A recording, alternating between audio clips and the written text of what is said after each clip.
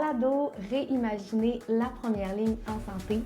À chaque épisode, on met en lumière des professionnels innovants, des cliniciens qui ont le potentiel de transformer les soins au Canada. Donc, merci d'être là, Dr. Frédéric Picotte. Tu es médecin de famille dans la région de Shawinigan. Tu as également une belle présence sur les réseaux sociaux, dans les médias. Et avec le temps, tu es devenu un leader positif, autant pour les patients que pour les professionnels de santé. Donc, avant de rentrer dans le vif du sujet d'aujourd'hui, là, on veut apprendre plus sur toi, tes motivations, ton parcours. Donc, Dr. Picotte, qu'est-ce qui te motive au quotidien? Puis quel problème est-ce que tu cherches à résoudre?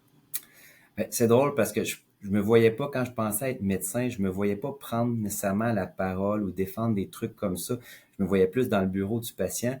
Mais c'est arrivé tranquillement, puis c'est arrivé dans mes études là, quand j'étais à McGill. C'est là que j'ai fait mon cours de médecine. Puis il y avait du curriculum caché. Il y a des gens des fois qui disaient, voyons donc, tu es intéressé par la médecine de famille parce que moi ça me plaisait. Tu sais.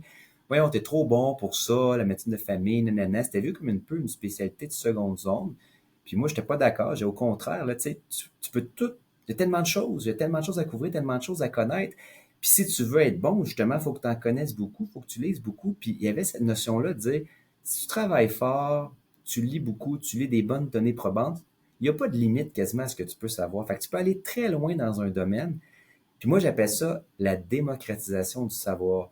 Puis c'est quelque chose qui est venu me chercher parce que je me disais, hey, attends un peu là, je suis pas juste médecin de famille, je suis médecin de famille. Puis je peux faire la job, mais c'est vrai pour tout le monde. Fait que si, dans le fond, j'étais avec mon infirmière clinicienne, puis on jase, puis tout ça, elle peut m'apprendre beaucoup, puis moi aussi, je peux lui apprendre beaucoup, puis je peux l'amener au niveau supérieur. Fait que cette espèce de feeling-là qu'on peut aller vraiment loin dans notre domaine, moi, ça me motivait beaucoup. Puis quand j'ai découvert les médias sociaux, ça m'a parlé, tu sais, on voit souvent des gens qui mettent une photo de laveuse, je dis, ouh, belle laveuse ou belle voiture, il y a quelque chose là, on est content. Mais ça m'a fait penser aux universités. Tu sais, les universités avaient commencé en Angleterre dans des pubs. Puis c'est là que les penseurs se sont réunis, puis on disait, hey, est-ce qu'on peut réimaginer le monde? Est-ce qu'on peut partager les connaissances? Ben, je me disais, hey, moi, j'aime les données probantes, j'aime les études, je peux peut-être les résumer, je peux peut-être mettre des photos des fois d'un cas ou d'un ECG, puis partager ça, puis espérer qu'avec une donnée, ben, on puisse mieux former les gens, puis tout le monde, pas nécessairement juste les médecins, mais les gens sur Facebook qui sont intéressés. Fait que j'ai commencé avec Doc d'urgence. C'est un site vraiment là, simple où ce que je mettais des ECG, des études d'urgence pour tous les gens qui avaient un intérêt professionnel avec l'urgence. J'avais toutes sortes de monde qui consultait le site, puis je voyais les commentaires, les réponses. Fait que je trouvais ça une belle façon de partager des données, les études qui changeaient la pratique, puis de pas attendre peut-être que ça sorte d'un congrès puis plus tard, puis aussi former les équipes. Fait que ça m'a vraiment parlé. Là est arrivée la pandémie, puis à un moment donné, je me souviens, là, je faisais des commentaires sur Facebook, puis un journaliste qui m'avait contacté, veux-tu venir en parler à la radio? Puis là, j'hésitais, tu sais, c'est un peu stressant. Je me connais, je parle vite, puis je dis, ça va être Oui. intense, tu sais, c'est exact. Finalement, j'avais aimé l'expérience, puis c'est là que j'avais commencé à faire un peu plus, on sortait un peu du milieu de la santé, les études pour les professionnels de la santé, mais plus pour les patients. Essayer de vulgariser un petit peu les études sur les vaccins, les peurs, c'est quoi la COVID, c'est quoi les complications. Fait que j'ai commencé à la radio, à un moment donné, j'ai été invité quelques fois à LCN, puis à un moment donné, ils m'ont demandé, ça te tente-tu de venir à toutes les semaines puis de faire une chronique le mercredi matin, 5-10 minutes sur l'actualité médicale, puis on va demander aux gens de poser leurs questions. Puis j'ai fait ça pendant 2 ans. Puis là encore, ça m'a parlé, puis ça m'a fait réaliser que finalement, tu sais, ma démocratisation du savoir professionnel, on peut l'appliquer au patient. Puis le patient non plus, il n'y a pas de limite à ce qu'il peut savoir si on lui donne des ressources de qualité. Il peut aller très loin dans la gestion de sa maladie chronique pour prendre sa santé en main. Puis c'est vraiment à ce moment-là, ça lui donne du contrôle, le fameux empowerment. Là. Fait que, Mm. bref, c'est un petit peu ça le parcours dans un contexte qui manque de médecins.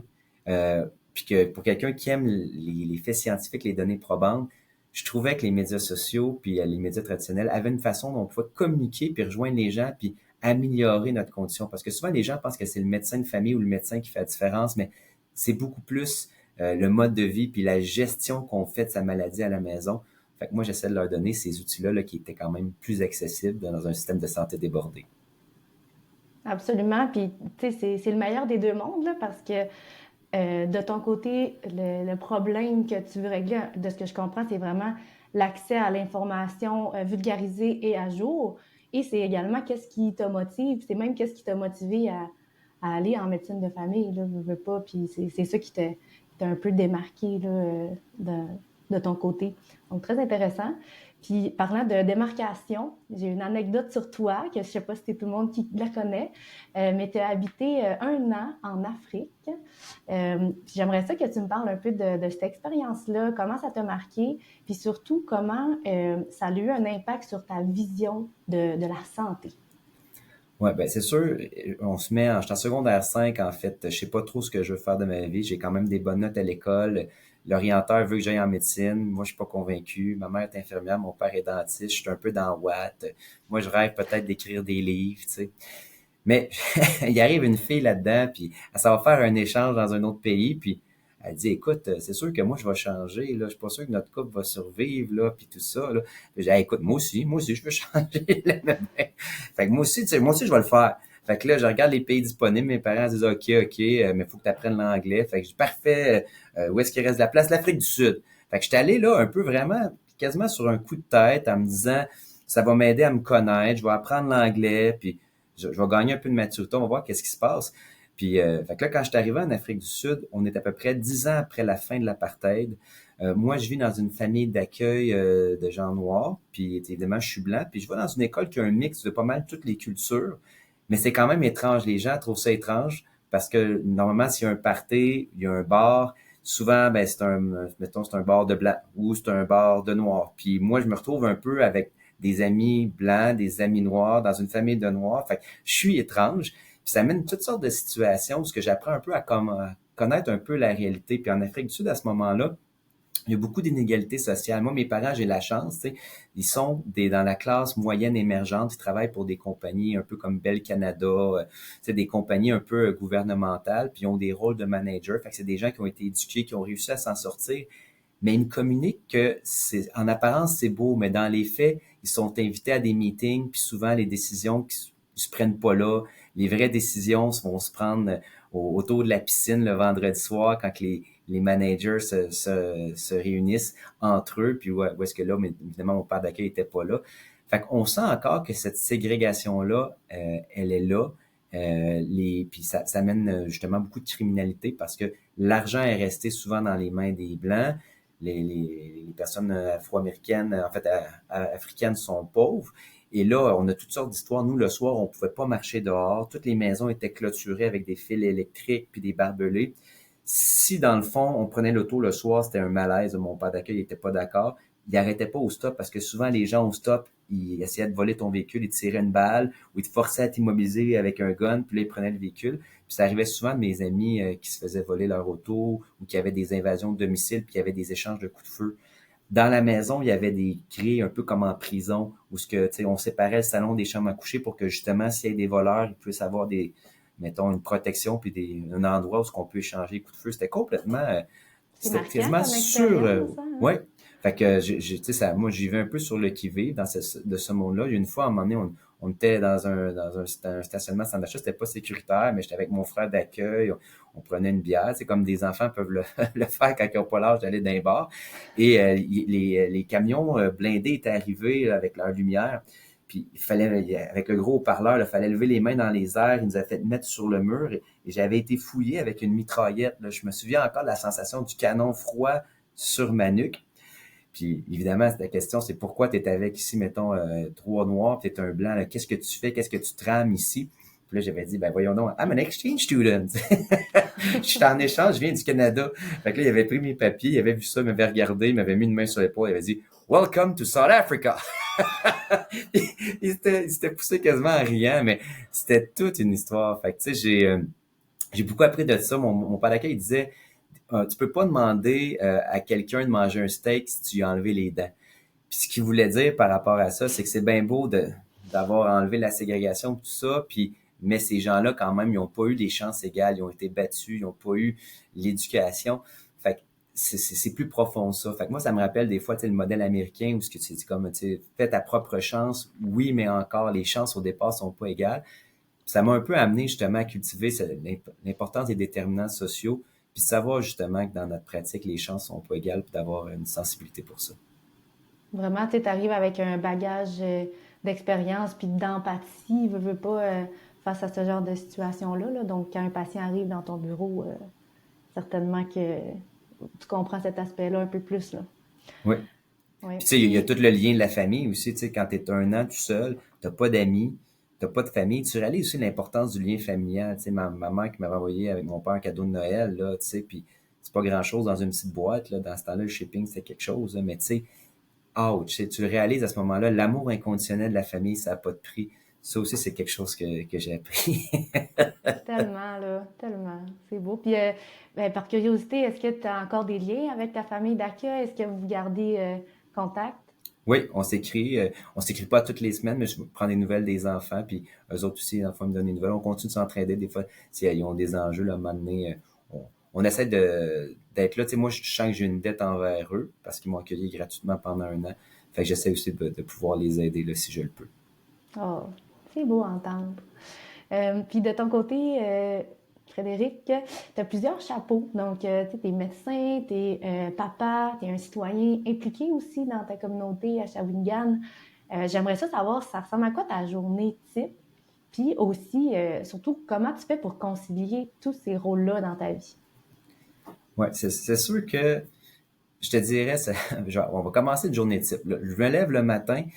De un, moi j'ai eu des jumeaux, tu sais, des enfants. J'avais un plus vieux, j'ai eu des jumeaux. Fait que quand ils étaient jeunes, tout ce monde-là, c'était intense. Pendant quelques années, j'ai pas bougé. Mais je parlais souvent à mes patients d'équilibre de vie, puis je me disais non, c'est important que je bouge. Fait que je me lève un petit peu plus tôt à 5h45 pour faire mon activité physique le matin, 20 minutes pour moi, là, soit aller courir, faire du vélo stationnaire, Insanity. J'essaie des affaires là, parce que je me tanne.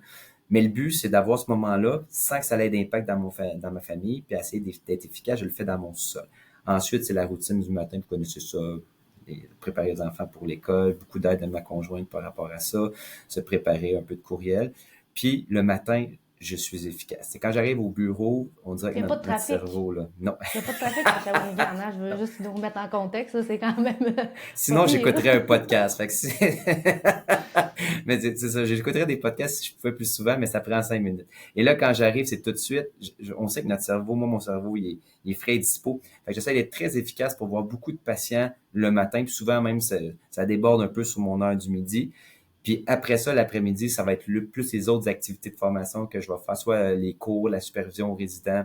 Je vais faire aussi parfois mes visites à domicile en soins palliatifs, la gestion de labo, puis parfois les réunions. Fait que, tu sais, j'essaie de me garder les activités qui sont moins intenses cognitivement un petit peu plus tard. Et mon objectif, c'est d'arriver à 5h30 à temps pour le souper, parce que je sens qu'avec les enfants, c'est un moment privilégié. Avant, quand j'avais pas d'enfants, je pouvais finir à 7h, ça me dérangeait pas, mais je me suis adapté. Fait que souvent, dans le fond, on va souper. Après ça, on essaie d'aller jouer dehors 30 minutes avec les enfants. Ça fait partie du mode de vie. On fait partie des rares là, qu'on voit dans la rue qui jouent au hockey dans la rue. Fait que là, hockey bottine, j'adore ça. C'est mobilisant. Ils nous battent à cette heure. C'est un peu insultant, mais je continue de Trop un travailler bon mon shot. enseignant, trop un Ah bon ben non, coach. mais c'est parce que c'est eux autres, ils sont meilleurs que moi. Fait que là, puis là, vois-tu, après ça, on écoute un petit peu la TV en famille, on va se coucher. Le soir, je gère quelques courriels, des fois quelques labos qui me restent à faire. Puis 1 heure de série avec ma femme, c'est notre moment, nous deux, on aime ça. Ça nous permet de changer les idées, mais aussi d'avoir un moment ensemble. Fait que c'est sûr que ça bouge vite. La fin de semaine, on est beaucoup dans le hockey, puis la gym, puis tout ça. Mais ce qui m'aide beaucoup, c'est que ma femme a conduit. Elle a fait ça depuis mes études en médecine. Fait que souvent, elle conduit. Puis moi, à ce moment-là, je peux gérer soit des retours d'appel, soit des labos, soit des courriels. Fait que tu sais, quand on dit une équipe, là, j'ai la chance d'avoir quelqu'un qui m'aide justement. Elle en prend beaucoup. Fait que ça me donne un peu d'autonomie pour faire un peu tous ces projets un peu fous là. Tellement, là. Ça prend un village pour élever des enfants, puis ça prend un village pour soutenir aussi une famille, veut pas, là, c'est certain.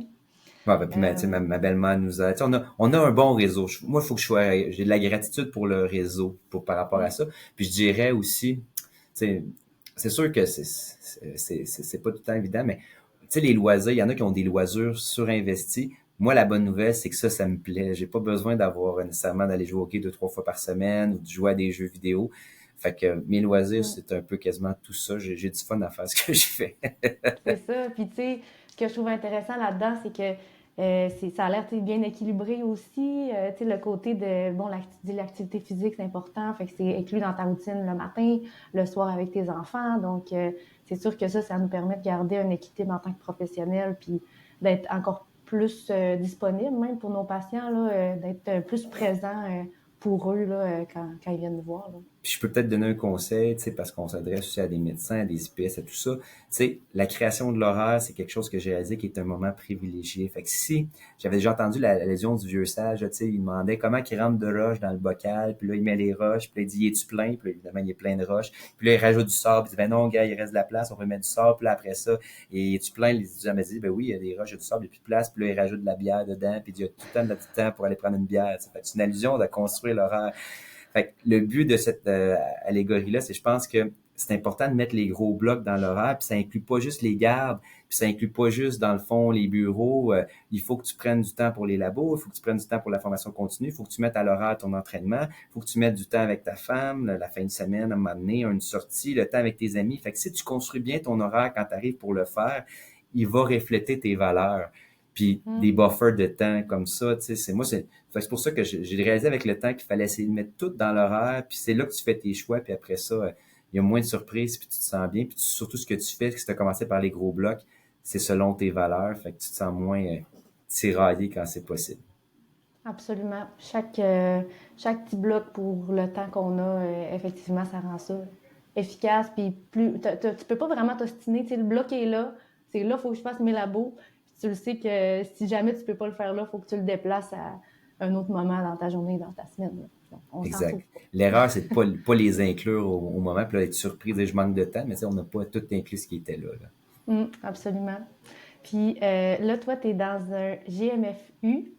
Toi, dans ton GMFU ou vous ensemble, là, comment est-ce que vous définissez votre succès? Est-ce que vous avez des indicateurs prioritaires que vous regardez, que pour vous, vous dites, si ça va bien, ben nous, on considère qu'on est dans la voie du succès? C'est super intéressant comme question parce qu'en GMFU, tu as t'as deux lettres. Là. Tu as le GMF, on va dire un bloc, puis tu as le U qui est la formation. Fait que, tu sais, si je regarde le U, parce que je pense que avant on était une UMF, on avait une grosse importance par rapport à l'enseignement, ben, former des étudiants de qualité. Nous autres, on voulait, c'est ça notre valeur, c'est de dire, on veut que quand notre étudiant gradue, il prenne soin, mettons, de ma mère ou de ma grand-mère, puis que j'ai une confiance avec, fait qu'il y a un côté expertise, un côté relationnel. Euh, Fait que ça, c'était bien, bien important. T'sais, l'expertise, s'assurer qu'il était compétent, on voulait ça, puis on le faisait bien. On était beaucoup à cheval aussi sur toutes les guides de pratique, comment que ça soit bien fait. Fait que je pense que la formation, puis la qualité de la formation, ça a tout le temps été très important dans notre GMFU, puis on l'a tout le temps bien fait. Ce qui était aussi un défi, en fait une fierté, c'est qu'aussi en région, c'était pas toujours aussi facile de recruter. Fait que des fois, on avait des étudiants que c'était pas leur premier choix, ils voulaient pas nécessairement être à Shawinigan, ou même la médecine de famille n'était pas leur premier choix nécessairement, c'était un plan B, mais qui étaient quand même contents d'être ici. On avait des étudiants des fois qui ont eu des défis que ça fonctionnait pas ailleurs, il y avait des enjeux pédagogiques et on les a reçus. Je crois qu'avec le temps, l'équipe a développé une force justement pour accompagner les gens qui avaient des défis pédagogiques, pour pas lancer la serviette. Fait que c'est le fun de former des bons étudiants, puis on peut les amener très haut, on peut les amener à exceller, mais de voir le succès qu'on a eu avec des étudiants qui sont partis de loin, là, que c'était pas évident. Des fois, on se demandait s'ils allaient graduer, puis qu'on les a amenés à être des médecins de qualité. Pour moi, ça, c'est un grand indicateur de succès, là. Fait que, tu sais, c'est l'espèce de marche, la progression, puis ça peut avoir pris 2 ans, 3 ans, 4 ans, ça peut avoir, la résidence peut s'être étirée avec le temps, avec ces défis-là, mais ils ont réussi à graduer. Fait que ça, pour nous, c'est une grande fierté. Et si je vais en version GMF maintenant pour une clinique, je pense que c'est l'accès. C'est sûr que pour moi, la satisfaction du patient, c'est encore plus important, mais on était dans un monde auparavant où on voyait les patients quand il y avait de la place. Souvent, on donnait des rendez-vous au cas où 3 mois parce qu'il n'y avait plus de place. Puis quand il n'y avait pas de place, puis on n'a pas assez de rendez-vous, on disait aux patients d'aller à l'urgence. Fait que souvent, malheureusement, on ne voyait pas le patient quand il y avait besoin, puis quand c'était le temps, puis quand lui jugeait que c'était important, on le voyait en suivi par la suite. Puis ça, je trouvais que ça marchait pas. Fait que pendant la pandémie, tout ça, juste avant la pandémie, on a instauré un peu le DME. On a commencé à avoir cette idée-là d'accès adapté à l'implanter, puis ça a explosé durant la pandémie avec justement les rendez-vous téléphoniques, les téléconsultations. Puis honnêtement, tu sais, c'est venu prendre une grande place parce que pendant la pandémie, il fallait accueillir des gens du Gap, il fallait accueillir des gens ultra malades parce qu'on voulait pas qu'il y ait l'urgence. on a augmenté beaucoup la capacité. On a eu des retraites, beaucoup de retraites. On a essayé de redistribuer les patients pour pas les envoyer sur la GAMEF, sur le guichet des patients orphelins. Mais c'est là qu'à un moment donné, il y a eu de la friction, c'est qu'il y avait une limite à l'accès. On est arrivé un petit peu avec les deux pressions. Il fallait former plus d'étudiants à cause de la COVID, puis on avait plus de demandes cliniques avec les retraites, tout ça. Fait qu'on a senti qu'il y a eu une tension à un moment donné, puis qu'on était à la limite de ce qu'on pouvait offrir comme équipe. Mais notre accès adapté, pour moi, c'est sûr que c'est important, mais de pas perdre non plus la qualité relationnelle.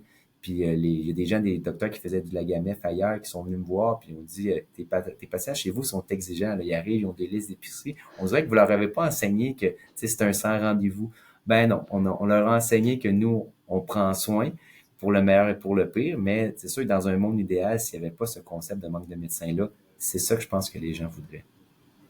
Ben, c'est intéressant, là. Puis le concept de liste d'épicerie, tu sais, même pour l'autonomie du patient, il peut commencer à noter plein de choses puis arriver avec ses données dans le bureau. Donc là, tu sais, OK, ma pression artérielle est différente, mais quand? Le matin, le soir, puis ça a duré combien de temps? Donc, il arrive un peu avec, oui, c'est peut-être sa liste problématique, mais peut-être déjà ça lui fait réfléchir sur quand ça l'arrive, puis ça, j'imagine que ça fait des consultations plus humaines puis plus efficaces en même temps, là.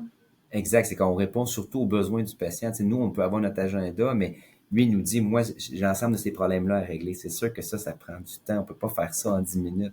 Mais c'est Mhm. tellement beau, tu sais, d'essayer de répondre aux besoins du patient dans son ensemble, puis pas juste dire, c'est un patient un problème, parce que tu sais, les gens, c'est pas ce qu'ils veulent, en fait. Mm, je comprends. Puis, parlons plus du côté, bon, on a parlé succès, bon, du GMF, c'est comment on définit ça, du U du GMFU. Et toi, personnellement, ce serait quoi tes deux plus grands succès à ce jour, là, si tu penses à tout ce que tu as fait dans ton passé, deux choses qui te rendent fier, que tu dis c'est vraiment deux grands succès. Puis également, un rêve, là, quelque chose que tu aimerais vraiment réaliser, qui est sur ta bucket list à laquelle tu rêves. Et c'est difficile hein, de les prioriser.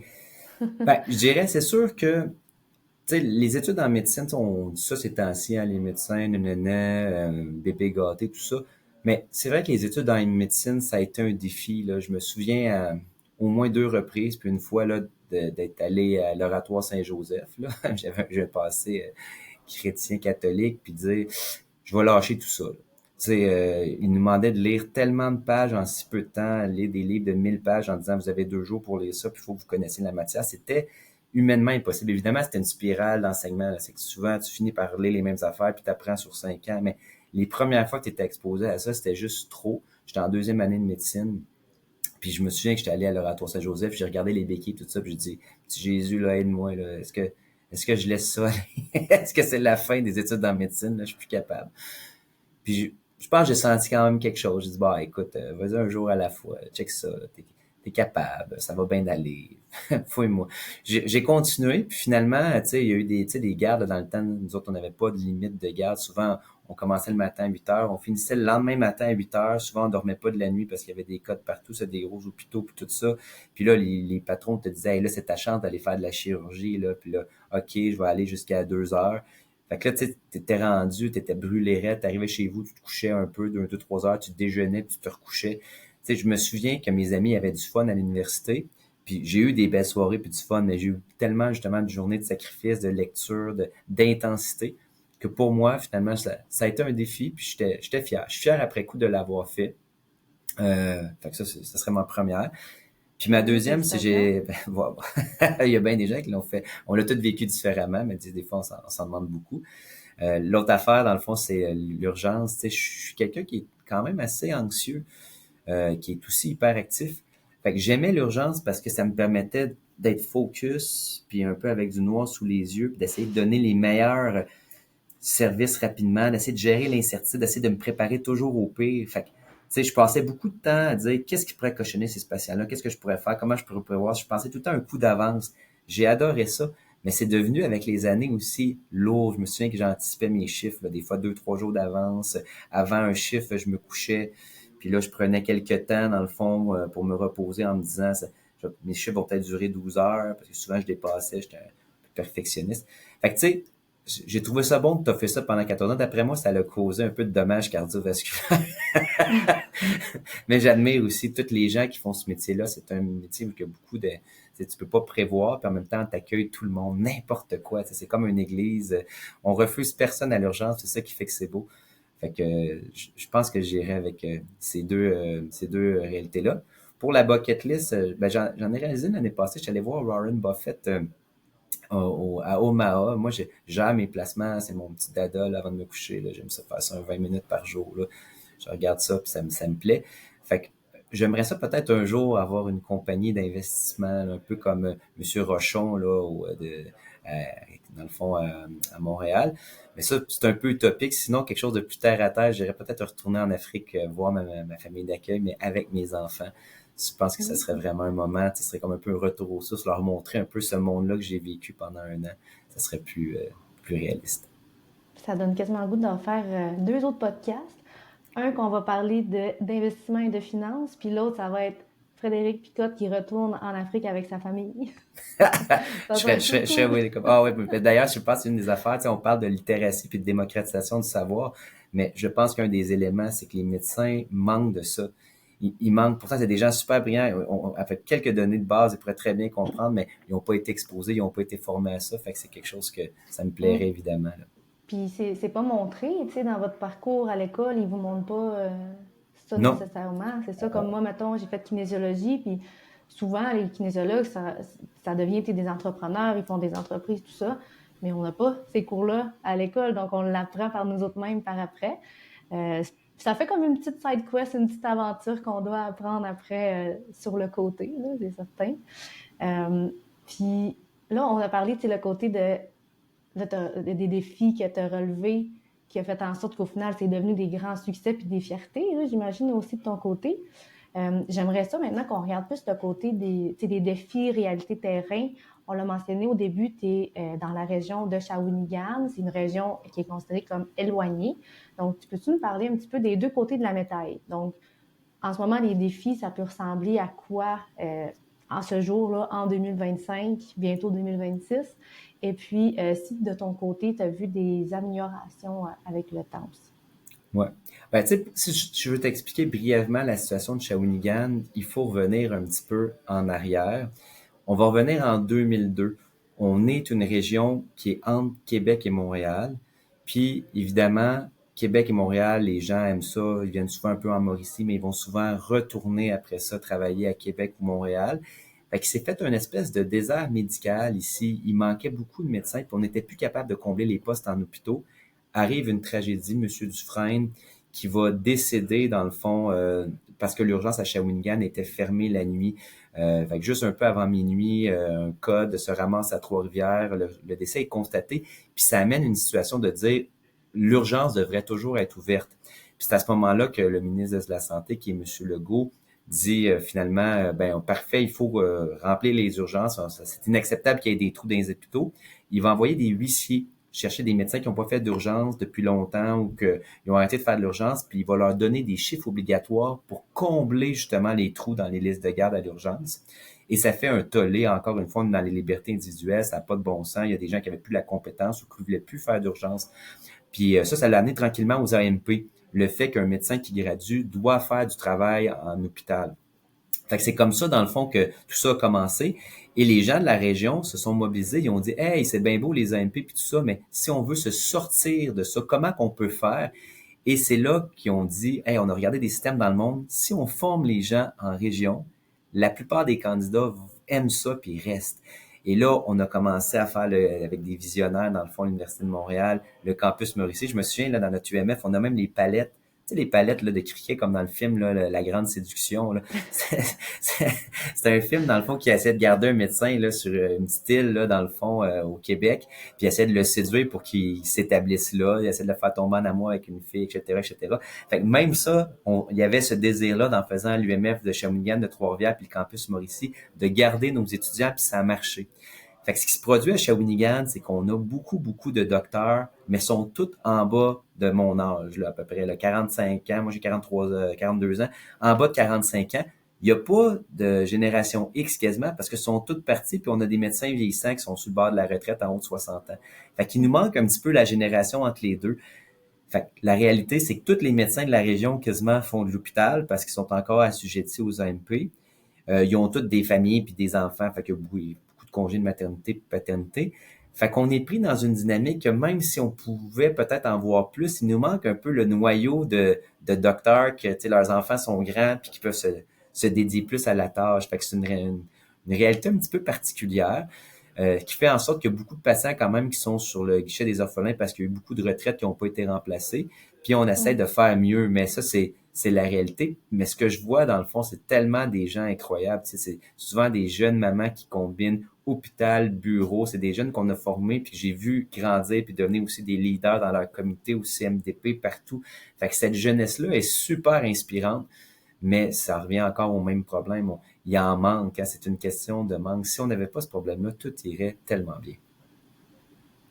Vraiment. Fait que ça, c'est plus le côté, tu sais, être une région éloignée, ça paraît, veut pas encore plus qu'il manque un ou deux médecins ou trois, tu sais, ça a l'impact est beaucoup plus grand là, sur la communauté.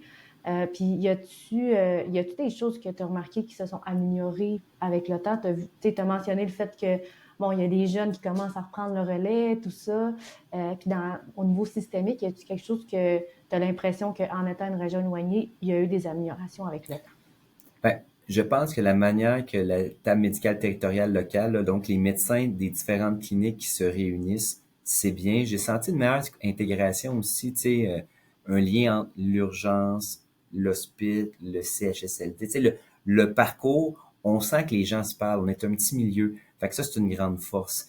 Puis, tu sais, je veux pas, tu sais, moi, je pense qu'on peut aller encore plus loin. Là, j'ai assisté, dans le fond, à une rencontre euh, fin novembre, dans le fond, avec le CQMF, où il parlait dans le fond, la première ligne. Comment qu'on peut avoir une meilleure première ligne, puis le leadership à travers ça. Puis il y avait des médecins super inspirants, là, Félix Lefato, puis il y avait aussi Philippe, dans le fond, je pense que c'est Desaulniers, je vais juste vérifier, dans le fond, Philippe Mélenchon, pardon, je ne vais pas le débaptiser. Donc, il y avait Félix Lefato puis Philippe Mélenchon. Eux autres, ils sont partis vraiment de comment ça peut fonctionner en allant réunir tous les acteurs du terrain. Donc, les regroupements de patients, les organismes communautaires, les ambulanciers, les pompiers, même les représentants de la ville, les représentants, dans le fond, scolaire. Puis on regardait, c'est qui nos patients, c'est quoi notre région à nous, c'est quoi les besoins, puis comment qu'on peut faire en utilisant tout le monde pour trouver des solutions, puis que ça fonctionne. Puis ça m'a beaucoup parlé parce que small is beautiful. Puis je pense que les autres, ils ont montré qu'avec la flexibilité, puis en parlant aux bonnes personnes, autant le politique, autant le CIUS, autant tout le monde, ils pouvaient mettre des trajectoires en place qui répondaient aux besoins, puis qui faisaient en sorte que le système fonctionnait mieux. Fait que tu sais, c'est beau de voir ça. Tu sais, moi, je pense qu'on on a peut-être notre erreur au Québec, c'est de vouloir tout le temps partir de haut, puis de faire un modèle uniforme, et que si on faisait juste dire on a des objectifs, puis il peut avoir des budgets, puis aligner avec des priorités, mais qu'on laisse les gens sur le terrain créer leurs solutions, un peu comme on voit en Ontario, ils ont plusieurs modèles différents, on arriverait à des belles choses parce que ça prend une vision. Puis là, les gens, à ce moment-là, ils ont le goût de le faire parce qu'ils voient l'impact. Là, je me souviens, il y avait une histoire super intéressante de Dr Mélenchon qui disait, nous autres, on avait un problème de gens qui n'étaient pas capables de se faire à manger, qui avaient des problèmes d'insécurité alimentaire, puis tout ça. On a dit, hey, on a une compagnie qui fait ça localement, on va leur faire demander de faire ça, puis dans le fond, on va les mettre après ça quelque part, ben, au CHSLD, il y a des congélateurs, puis là, au congélateur, on va les mettre là, les gens vont pouvoir aller au CHSLD les chercher quand ils ont besoin. Oh, il y en a qui sont pas capables, sont à mobilité réduite, qu'est-ce qu'on fait? Ben, le livreur de la pharmacie, il lève la main, il dit, moi, je livre déjà les pilules, je peux amener la nourriture. Puis là, on parle de vraiment une petite initiative locale qui a permis de nourrir les gens. Puis, tu sais, pour trouver du budget, souvent, ils demandent à la ville, puis ils demandent aux citoyens, puis les citoyens, ils vont donner, ils vont faire des dons. Fait que, tu sais, quand t'impliques les gens voient le bénéfice, puis ça donne du sens. Fait que moi, c'est ça que j'aurais envie qu'on parle, de comment qu'on peut faire ça, décentralisé, puis proche des gens, pour revenir aux soins de base, puis à notre communauté, tu sais. Vraiment. Puis, tu sais, chaque communauté a ses spécificités aussi. Donc, chacun sa recette. Puis, comme tu mentionnes, small is beautiful. Là, donc, je suis vraiment d'accord avec toi. De ton côté, ta vocation, la médecine, on s'entend, c'est une vocation, là. Qu'est-ce qui t'a attiré en médecine puis qui te passionne encore à ce jour, aujourd'hui? Ben, c'est le lien patient. Tu sais, au début, j'avais une vision un peu utopique, la chose. Je me voyais genre, moi, je vais être un médecin, je vais faire des visites à domicile, puis je vais arriver, je vais m'asseoir, je vais prendre le temps, je vais prendre un thé ou un café. Tu sais. C'est complètement utopique, là. Évidemment, ça m'a rattrapé. C'était loin de ce que j'ai fait à l'urgence, mais là, depuis un an, je fais des soins palliatifs à domicile, je fais des visites comme ça qui prennent plus de temps, où j'apprends à connaître la personne, puis où ce que je les vois beaucoup plus souvent. Puis j'ai retrouvé ça, tu sais, je dirais que ce qui est spécial avec la médecine de famille, c'est que c'était un peu comme quand tu revois un ami au secondaire. Ça fait des années que tu l'as pas vu, mais hey, tu leur croises, comment ça va? T'es rendu où? Puis, tu sais, en 2 secondes, tu renoues, t'échanges deux, trois affaires, comment vont les enfants? Ben, c'est un petit peu comme ça avec la médecine de famille parce que tu vas voir quelqu'un, mettons, pour une dépression, il est en divorce, ça va super mal. Tu vas le voir intensément, tu vas le voir à tous les mois, des fois plus, tu vas donner des pilules, tu vas l'accompagner. Puis finalement, à un moment donné, il va aller mieux. Puis là, tu le revois plus. Puis 3 ans après, il revient, mettons, pour une entorse de la cheville. Puis là, écoute, il y a une nouvelle blonde, il y a un enfant. Puis, hey! Là, fait que tu finis par avoir toutes ces rencontres-là de gens que tu connais de mieux en mieux, mais que tu revois dans différents contextes. Puis des patients, des fois, que au début, c'est difficile, tu sais, c'est pas tout le monde que ça fonctionne, mais tu trouves une voie de passage, une espèce d'entente, une façon que ça marche puis que vous vous joignez là-dedans. Hey, ça c'est comme popper une bouteille de champagne, là. Tu sais, c'est que pendant tant d'années, on avait de la misère, puis là, on a trouvé une voie de passage, puis on s'est compris. Fait que tu sais, je pense que c'est ça qui fait qu'il y a des médecins de famille qui restent aussi longtemps, c'est que ça vient un peu comme quasiment tes amis, puis c'est moins, oui, il y a le médical, mais dans ce lien longitudinal-là qui se bâtit, tu finis par comprendre les gens, puis ça fait que ta pratique s'améliore un peu comme le bon vin, là. Fait que ça me parle encore beaucoup. Puis à chaque fois qu'il y a trop de bruit politique, puis trop d'affaires, je ferme la porte de mon bureau, puis je dis ce que Dr. Shriver disait, là, c'est lui qui a mis la vitamine D dans le lait au Québec, il disait, le matin en se levant, qui je sers, puis pourquoi je sers. Fait que de se poser ces questions-là, puis revenir à l'essentiel, puis quand la porte du bureau est fermée, puis que tu es avec le patient, tu reviens à ça, puis ça t'enlève bien des problèmes.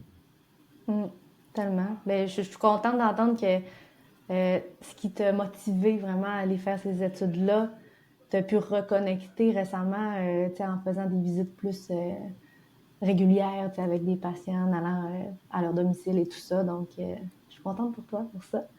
Puis, pour regarder l'autre côté de la médaille, les aspects qui sont un peu plus difficiles ou tu sais, moins enthousiasmants là, de la pratique en ce moment. Ben, on l'a dit, tu sais, combien on fait de courbatures puis de, de, de toutes sortes d'inventions juste parce qu'on manque de médecins, tu sais, en partant de ça. Fait que je dis tout le temps, là, moi, j'ai le plus beau métier du monde, la plus belle vocation, mais on n'est juste pas assez. Mais une fois que ça va être corrigé, là, les gens vont pouvoir se concentrer à soigner puis à prendre le temps qu'il faut. Fait que ça, c'est ça que je trouve le plus dur, c'est de dire qu'il y a des gens qui voudraient faire des choses, mais parce qu'on n'est pas assez, ils peuvent pas, ou ils voudraient travailler un peu moins, ils peuvent pas. Ils ressentent une pression parce que oui, il faut donner des services, puis on n'est pas assez. Fait que ça, c'est le gros point négatif.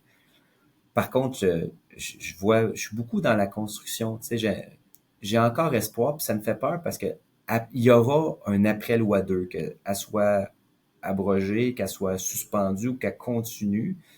Il va y avoir un moment où ce que les gens vont quand même devoir faire mieux parce que ça va pas bien. Il y a un 20% d'argent des gens qui n'ont pas d'accès, puis même des fois, parfois, des gens qui ont une médecine de famille, c'est difficile l'accès.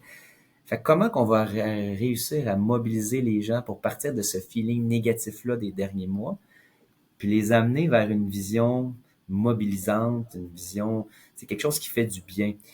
Puis ça, c'est un défi, puis il faut que ça vienne d'en bas. Fait que je vais te lancer plein d'idées. Décentraliser, je n'ai parlé. Small is beautiful. Comment qu'on redonne du pouvoir local puis qu'on focus sur les soins de notre population locale avec les petites rencontres puis tout ça. Pour moi, ça va être essentiel. Euh, on parle beaucoup de collaboration interpersonnelle, puis on sait qu'on n'est pas assez de ressources dans les modèles qui fonctionnent un peu partout dans le monde. On parle souvent de un médecin, deux professionnels de la santé. On n'est pas ici au Québec, là, vraiment pas dans les ratios. Mais si on n'a pas ces ressources-là, on doit tendre vers ça, il faut revaloriser les emplois en santé, mais il faut aussi travailler mieux en équipe. Fait que comment qu'une équipe bien huilée travaille? Fait que ça, je pense qu'on n'a pas passé beaucoup de temps pour dire c'est quoi les modèles de collaboration efficaces au sein d'une clinique, que ça roule puis que ça marche. Tu sais, moi, j'essaie de développer ça un peu avec mes IPS, avec mes cliniciennes. Comment qu'on répond à notre besoin à temps portant rapidement quand le patient est là puis que tout le monde est content. Tu sais. Fait que ça, en se faisant confiance, évidemment, puis en étant disponible, mais il y a plein d'affaires. Fait que ça, cette organisation-là, c'est un autre enjeu. Et ensuite, je crois beaucoup au pré-triage. Le lien avec le patient, c'est important, mais il y a toutes sortes de monde pour faire un monde, puis il y a certains patients que c'est très long. Arriver à verbaliser leurs besoins et leurs symptômes. Il y a un défi. Fait que tu le dis, hein, si tu prépares ta liste d'épicerie, puis que tu prends le temps d'écrire, puis tu arrives préparé à ton rendez-vous avec des outils qu'on peut envoyer aux patients, ça aide beaucoup. Ils l'ont montré dans les études. Fait qu'on peut donner des outils de pré-triage. Mais il y a aussi probablement l'intelligence artificielle qu'on pourrait y raconter, puis qu'après nous poser des questions pour aider le patient à donner une sémantique médicale. Et quand on arriverait avant le rendez-vous, le médecin ou un professionnel de la santé pourrait avoir accès à ça. Puis ça pourrait aider aussi à l'envoyer au bon intervenant basé sur ce pré-triage-là.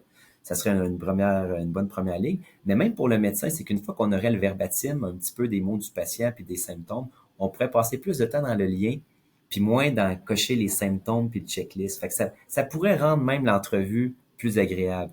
Dans le fond, Kerway a bien fait ça pour pendant le rendez-vous, qu'on soit plus disponible puis qu'on laisse un peu le tapage de côté. Mais je pense qu'il y a quelque chose qu'on peut faire avant le rendez-vous aussi avec l'intelligence artificielle. Puis ça, j'ai bien confiance là-dedans. Puis finalement, ce que je pense aussi, pendant le rendez-vous, tous les formulaires, toutes les choses qu'on fait en plus de la note, ça évidemment, je sais que c'est dans votre roadmap, ça va nous sauver beaucoup de temps parce qu'on fait beaucoup de papier de CSST, papier de physio, papier de prise de sang, papier d'IRM. Si tout ça se faisait un peu grâce à l'intelligence artificielle, ça serait le next step pour gagner beaucoup de temps. Et le poste aussi. Quand on explique aux patients, il y a beaucoup de patients qui retiennent pas qu'est-ce qu'on dit. Moi, dans ma démocratisation du savoir, je travaille avec l'application Top Conseil, qui est mon bébé, où ce que je fais des conseils patients, puis que ça fait des petites vidéos imagées pour leur expliquer une pathologie ou leur maladie chronique, puis on peut leur envoyer quoi surveiller, quoi faire à la maison.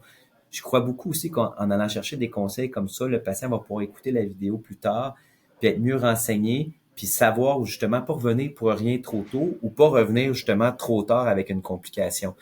Fait que je pense que c'est des beaux outils technologiques, mais ça reste qu'on doit revenir vraiment small, décentralisé, puis donner la flexibilité aux gens, là, et sortir de tous les formulaires. Tu sais, combien de temps on passe à produire des formulaires? Faudrait requestionner ça. Tu sais. C'est-tu nécessaire? On peut-tu juste soigner? On peut être un système un peu no fault, un petit peu moins médico-légal, moins de statistiques, puis plus se concentrer sur il y a autant de patients aujourd'hui, il faut les voir, puis allons pour l'essentiel.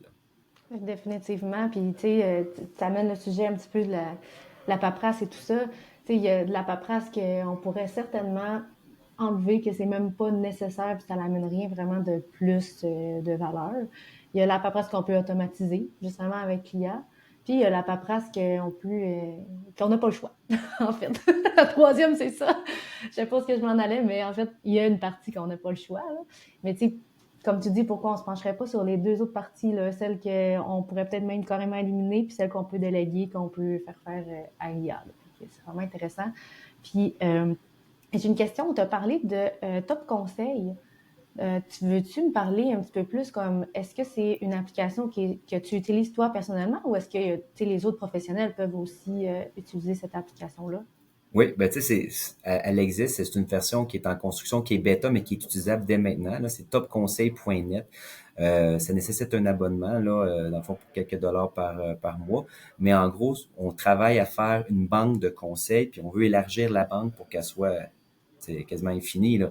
Mais à date, on a peut-être une cinquantaine de conseils, autant des maladies aiguës fréquentes, IVRS, pneumonie, sinusite, mais on a des maladies chroniques, insuffisance cardiaque, comment reconnaître que je suis en surcharge, c'est quoi une hypoglycémie, comment je la traite, quel médicament arrêter quand je suis diabétique puis je file pas, les lombalgies, les exercices pour la lombalgie, la colique néphritique, l'épistaxis, le mal de gorge. Fait que, tu sais, essaye d'imaginer ce qu'on voit soit en première ligne à l'urgence, soit en bureau, ou les maladies chroniques fréquentes. On a voulu outiller les patients.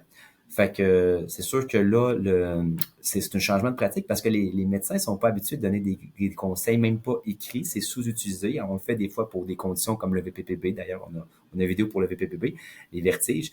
Mais c'est un changement de pratique. Les gens le font pas d'emblée. Fait que c'est sûr que là, présentement, ça prend un site Internet, on se connecte et on envoie la vidéo. Fait que moi, je le fais tous les jours. Quand je vois un patient hypertension, comment mesurer sa pression, j'y envoie. J'ai un patient qui vient avec une lombalgie, combien j'envoie par jour, parfait. Voici, ils ont tout le temps des questions, c'est les IRM, puis tout ça, puis qu'est-ce qu'il faut faire.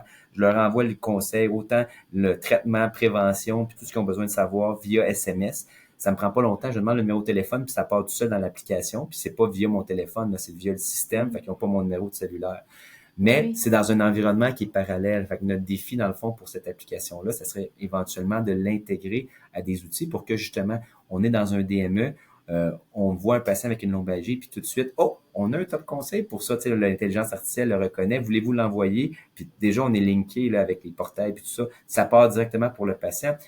Et là, on s'assure que tous les patients ont des conseils, qui sont des conseils qui sont basés sur les données probantes et qui vont les aider justement, parce que souvent, il y a tellement de choses dans un rendez-vous médical, là, ils en retiennent 25-30%, mais ils vont pouvoir lire ça à la maison, puis s'auto-gérer, puis peut-être moins consulter, mais aussi être plus satisfait. C'est mieux comprendre ce qui s'est passé. Mm. Absolument. Ça ne veut pas dire que quand tu es dans le rendez-vous, tu es disponible à 100% pour tout écouter, tout retenir non plus, là. Donc, ça permet justement au patient d'avoir l'information au moment où est-ce qu'il est vraiment disponible puis qu'il peut soit le lire ou l'écouter. Exact. Ben, dans le fond, ça a donné t'as beaucoup d'idées, là. C'est intéressant de parler avec toi de si on réinventait le système de santé, tu as nommé plein d'éléments essentiels pour qu'on ait des modèles qui sont plus efficaces. J'ai envie de nous amener dans un segment plus vision, avenir. Donc, si j'avais une baguette magique et que d'un matin, tu te réveilles, tu es le ministre de la Santé du Canada, ça serait quoi la première chose que tu ferais en te levant? C'est tough, hein? Ben, c'est sûr que si on se base sur ces données probantes, puis qu'on veut que le système de santé est mieux, on sait que les systèmes de santé forts passent par la première ligne et que notre première ligne est sous-financée. On est surtout hospitalo-centriste au Canada. Donc, j'augmenterais le budget tout de suite à la première ligne. Et rapidement aussi, je le travaillerai dans la prévention parce que chaque dollar investi en prévention en rapporte 8. Donc, si on veut récupérer, c'est un investissement. En ayant une première ligne forte, je vais diminuer mes coûts de santé. Puis c'est dans la première ligne que la plupart des patients sont. Là, c'est pas dans un hôpital de troisième ligne. Là, fait que j'investirais plus d'argent dans la première ligne. Je travaillerais beaucoup sur l'accès alimentaire, puis tout ça, puis le mode de vie. Donc, surtout si je suis au Canada, de dire, écoute, il faut rendre les conditions gagnantes, vu que les chances sont pas égales, pour que tout le monde puisse bouger de manière égale. Est-ce qu'on revend ça? Est-ce qu'on donne accès, dans le fond, à des gyms? Est-ce qu'on peut faire en sorte qu'il y ait une subvention quand ton revenu est très faible pour que les fruits et légumes soient moins chers, qu'il y ait comme une espèce de retour? Est-ce qu'on peut mieux étiqueter les produits qui sont ultra transformés puis qui sont de la malbouffe, qui sont riches en sodium puis tout ça, puis leur dire, hey, watch out. Est-ce qu'on va jusqu'à les taxer? Je ne sais pas, mais c'est important qu'il y ait une alternative pour que les gens voient qu'il y a une alternative puis qui est plus santé puis qui est peut-être plus économique. Fait que vois-tu un peu dans le macro, j'irais dans le mode de vie, puis j'avais un rêve qui s'est pas réalisé, mais tu sais, on parle souvent des montres intelligentes puis de la technologie, mais c'est lié à une compagnie, mais il y a tellement d'éducation qu'on pourrait faire sur, hey, t'as bougé tant, quand tu bouges, c'est bon, tu peux bouger plus, ou qu'est-ce que tu as mangé aujourd'hui, puis là, tu pourrais converser avec ta montre, puis là, dire, ah, ben, tu pensais que tu pourrais remplacer telle affaire par telle affaire, faire une entrevue motivationnelle. Donc, si on redonnait la technologie sans que ça soit la compagnie, mais aux patients, puis qu'on aurait une application Santé Canada qui mesurait un peu le degré d'activité physique des gens, qui leur donnerait un peu d'un retour sur leur santé, un portrait, puis sur comment ils pourraient l'améliorer, puis comment ils pourraient les motiver. Les outils comme la montre pourraient devenir un outil d'enseignement, mais aussi un outil de suivi. Puis on pourrait même avoir des données prospectives avec les patients qui acceptent de partager leurs données pour voir si ça marche, nos interventions. Fait que, tu sais, je pense que les fameux wearables là, qu'on parle, c'est le début, mais la connectivité pourrait tellement amener le patient à être plus en santé, mais on voudrait pas que ça tombe dans les mains des compagnies pour vendre des produits, mais plutôt dans des mains comme ça du gouvernement pour qu'on l'objectif soit pas la vente, mais ça soit de promouvoir un mode de vie sain. Parce que c'est là qu'on va récupérer de l'argent. C'est là qu'on va rentabiliser notre société puis qu'on va retarder la maladie. Fait que, tu sais, fait que là, j'hésite, là, mais Tellement. tu vois, fait que pour moi, là, c'est le mode de vie. C'est sûr qu'on pourrait négocier les médicaments at large, là, tu sais, avec le Canada, avoir des meilleurs prix pour les provinces. Il y a des affaires qu'on pourrait faire qui viendraient en deuxième. Mais ça vient, selon moi, dans le mode de vie. Puis c'est un petit peu ça. La prévention, puis le mode de vie, c'est la responsabilité de tout le monde, mais c'est la responsabilité de personne en même temps. C'est sûr que c'est une responsabilité individuelle, familiale, c'est la ville aussi, puis le scolaire, on les nomme tous. Mais c'est qui a vraiment le financement qui pourrait rendre ça, puis descendre ça? Je pense que ça viendrait du fédéral, puis je pense qu'éventuellement, tout le monde y gagnerait. Là. Mm. Vraiment. Très intéressant. Donc, j'espère que tu vas donner ta candidature pour le après Ah! Madame l'honorable Marjorie Michel. Ça va être l'honorable Frédéric Picotte. Je pense que je ferais trop intense. Je pense que je brûlerais les gens, mais en ce sens que faut que je suis trop dispersé, tu sais. Des fois, les gens, j'ai un style de leadership un peu jaune-rouge. Moi, je veux que ça bouge vite. Des fois, j'ai l'impression qu'en politique, tu sais, c'est loin. Puis c'est pour ça que j'aime les médias sociaux. Puis tout ça, c'est que tu donnes à tout le monde. Tout le monde a quand même une influence. Tu peux Mm. partager des choses de qualité. Tu peux faire la différence. Fait que je trouve ça le fun, justement, de partir de petit. Mais c'est ça. Fait que là, Ouais. j'aime bien agir localement. Absolument. Puis, tu sais, comme tu dis, tu sais, l'investissement dans une première ligne pour renforcer la première ligne, l'investissement dans la promotion de la santé, comme ça, on devient des Canadiens encore plus en santé. C'est certain que. Mais moi, j'espère vraiment que c'est pas utopique tout ça, puis que ça va vraiment se passer pendant qu'on est encore en vie. J'espère qu'on va voir ça sous nos yeux. On lance ça dans l'univers pour la suite. Exact. Tu sais, il y a des choix. On peut pas tout avoir, hein. Un bon père de famille, là, tu sais, on veut tout sauver. On veut pas non plus polluer. On veut pas des industries comme des oléoducs, tout ça. Mais tu sais, on est toujours pris dans des solutions à un moment donné qu'il va falloir déterminer est-ce qu'on a les moyens de payer tout ça. Puis peut-être que le but, c'est qu'on n'a pas les moyens. Mais si on veut dépenser plus, il va falloir trouver des façons créatives aussi d'augmenter les revenus. Puis c'est pas évident à mon père de famille parce que les besoins en santé sont illimités. Mm. Il y en aura toujours, c'est certain. On a parlé de beaucoup de choses là aujourd'hui. On a appris à te connaître, on a parlé des succès, des défis, on s'est un peu transporté dans une vision du futur ensemble également. Mais qu'est-ce que tu souhaites que nos auditeurs retiennent de cette discussion? Tous les autres professionnels de santé qui écoutent ce podcast en ce moment, qu'est-ce que tu veux qu'ils retiennent? Je dirais small is beautiful, puis vous êtes bon. Vous êtes fucking hot. Faut revenir à ça, tu sais, de dire ce que vous faites, c'est beau. Puis c'est pas de votre faute si les effectifs ont été mal prévus. Puis c'est pas de votre faute s'il y a des gens qui ont pas d'accès. Vous travaillez fort, vous faites ce qu'il faut. Fait que, tu sais, on va se donner une tape dans le dos collective. On va s'aimer, là, c'est beau. Puis c'est important ce qu'on fait. Puis on n'attendra pas d'être valorisé par le politique ou par des journalistes. C'est pas important, ça. Il faut être capable de se donner de l'auto-empathie. Puis ce qui fait du sens, ce qui va donner du sens aux gens, c'est quand ils ont l'impression que ce qu'ils font, c'est bon. Il y a comme une espèce d'intégrité. Fait que de revenir à ça, de dire que faut pas trop tenir compte du politique, puis revenir à ce qui fait du sens dans la bienveillance, puis dans ce qui est bien pour le patient. Puis comment que nous, peu importe ce qui va se passer en haut, on va s'approprier quelque chose, une vision ensemble qui va faire du sens pour améliorer les soins. On a vraiment besoin de ça, puis je pense que c'est nous qui va la définir. Fait que j'aimerais ça qu'à un moment donné, peu importe ce qui se passe aux politiques, qu'on se redonne un peu la chance de rêver ensemble, puis qu'on construise quelque chose qui fait du sens, puis ça va faire du bien autant pour les patients que pour nous. Puis je dis pas qu'on va travailler plus, je pense qu'on va juste travailler mieux, mais on va marcher ensemble, puis ça va faire du bien parce qu'il y a trop de gens qui ont essayé de diviser pour régner. Moi, j'ai le goût qu'on se redonne notre système de santé avec nos valeurs, puis que les gens soient mieux. C'était un très beau message pour les professionnels de santé. Merci beaucoup, vraiment, good job. Puis ça. Si on veut vous suivre, si on peut te suivre, Frédéric, là, où est-ce qu'on va pour voir Ouais. un peu de quoi tu parles, tes projets à venir et tout ça, là? Ben, c'est surtout Facebook. Genre, je suis vieux, là, tu sais, mais c'est linké avec Instagram, là. Fait que je dirais OK? Facebook ou Instagram, là, s'ils veulent suivre ma page, c'est là. Puis s'ils ont un intérêt pour Top Conseil aussi, qui est la branche vraiment où on veut éduquer les patients, je reviens à ça, démocratisation du savoir. Il n'y a pas de limite à ce qu'on peut savoir. Fait que si on est capable de partager les bonnes choses, les bons coups, ben, c'est puissant, là. Tout le monde, on va s'améliorer, en fait. J'aime ça, d'ailleurs, les réseaux sociaux pour ça, parce que on découvre des gens qui pensent bien, puis ça nous amène ailleurs, là, tu sais. Mm. Les réseaux sociaux, quand c'est bien utilisé, ça nous amène à nous élever, là. C'est ça qui est le défi. Vraiment. Donc, c'est déjà la fin aujourd'hui. Fait que merci beaucoup, Dr. Picotte, Dr. Frédéric, d'avoir été présent. Merci aussi à tous ceux et celles qui nous écoutent. Je suis certaine que le parcours, la vision de Dr. Picotte vous a vraiment inspiré, tout comme moi. On va laisser les détails de ce qu'on a parlé aujourd'hui dans les show notes. Partagez l'épisode à vos collègues, votre famille, vos amis. Et puis moi, je vous dis à la prochaine réimagination du système de santé.